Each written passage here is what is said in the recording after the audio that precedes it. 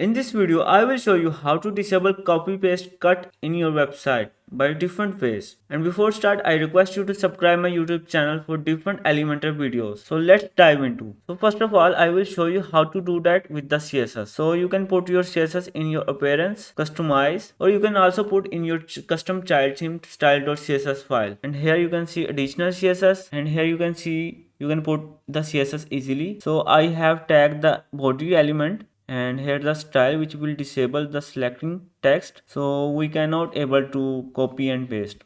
So just publish and refresh your front end. So you can see I am trying to copy the text and select the text, but I am not able to do that. So this was the first way you can disable copy, paste and cut in your website. So either you can do it by CSS or maybe you can use jQuery. So here's the jQuery you can use to disable copy, cut and paste, and you can put this jQuery in your custom plugin, or you can also put in your custom child theme. And you can also install the code snippets plugin in which you can insert the code. So I hope you must find this video useful, and don't forget to like, subscribe and share. Finally, thanks for watching.